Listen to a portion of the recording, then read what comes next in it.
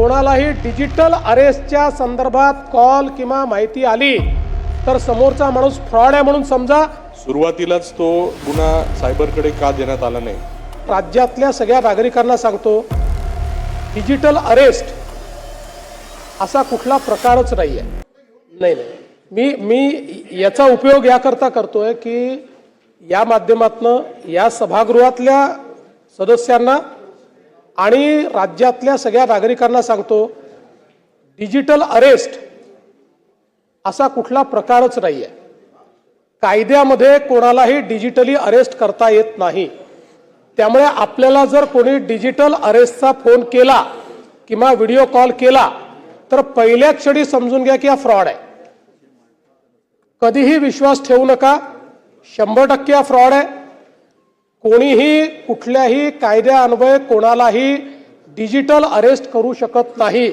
आपल्या हे डिजिटल अरेस्टचा अर्थ असा आहे की तुम्हाला एक फोन येतो, व्हिडिओ कॉल येतो, त्या व्हिडिओ कॉलवर समोर बसलेला कधी स्वतःला सीबीआयचा अधिकारी सांगतो, कधी पोलीसचा अधिकारी सांगतो, कधी कस्टमचा अधिकारी सांगतो आणि मग तिथनं तो म्हणतो की तुम्ही पार्सल मागवलं होतं का, तुमच्या नावाने पार्सल आलाय, त्याच्यामध्ये ड्रग्ज सापडलेले आहेत आणि म्हणून तुम्हाला आता आम्ही डिजिटल अरेस्ट करतोय, तुम्ही हलायचं नाही, या स्क्रीन पुढे राहायचं।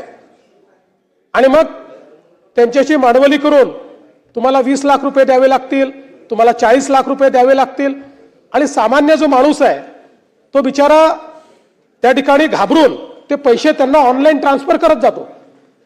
असे आश्चर्याची गोष्ट अशी आहे की याच्यामध्ये मोठे मोठे लोक, म्हणजे आश्चर्य सांगतो की एक रिटायर्ड IAS अधिकारी तो सापडला, त्यांनी पैसे देऊन टाकले, IAS रिटायर्ड।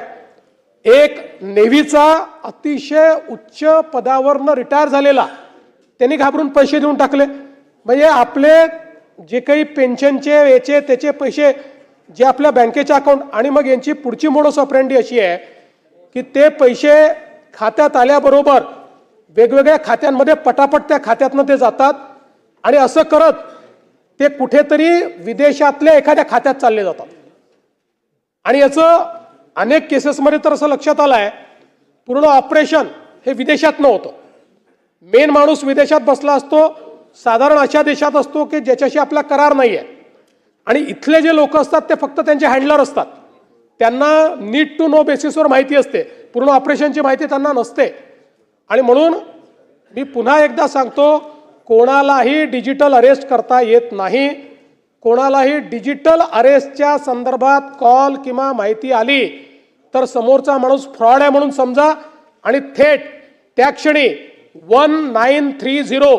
1930 या नंबरवर कॉल करा। हा आपला सायबरचा नंबर आहे, प्रचंड मोठी आपल्याकडे व्यवस्था त्याची उभी आहे। आणि गोल्डन आवरमध्ये समजा तुम्ही घाबरून पैसे दिले असले आणि लगेच जर 1930 वर सांगितलं तर गोल्डन आवरमध्ये आज आपल्याकडे ही व्यवस्था आहे की आपल्या प्लॅटफॉर्मवर सगळ्या बँका आहेत, NBFCs आहेत, सगळे आहेत। त्यामुळे आपण तात्काळ हे जे वेगवेगळ्या खात्यांमध्ये पैसे शिफ्ट होतात ते देखील या ठिकाणी थांबवू शकतो। आणि म्हणून मला असं वाटतं की याच्यात अबूभाईंनी सांगितलं, अवेअरनेस हा अत्यंत महत्त्वाचा आहे। केंद्र सरकार मोठ्या प्रमाणात अवेअरनेस करतंय, राज्य सरकार करतंय। आपण टीव्हीवर जर ॲड बघितल्या तर याच्या ॲड मोठ्या प्रमाणात आहेत। त्यासोबत रिंगटोनवर देखील डिजिटल अरेस्टच्या संदर्भातल्या ॲड्स आपल्याला पाहायला मिळतात।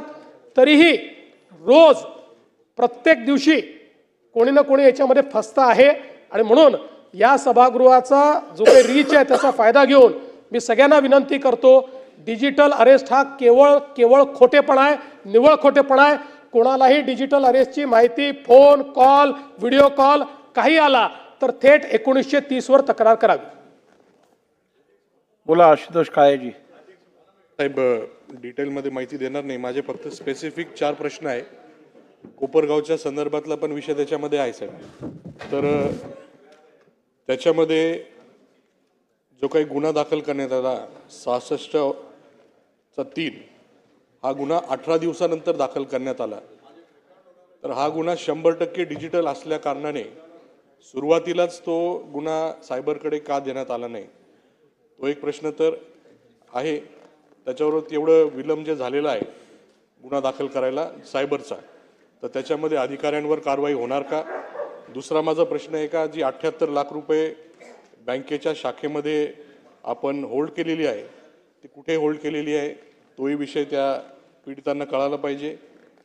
9 लाख रुपये जे पीडितांचे अजून त्याच्यावर काही कारवाई झालेली नाही त्याच्यावर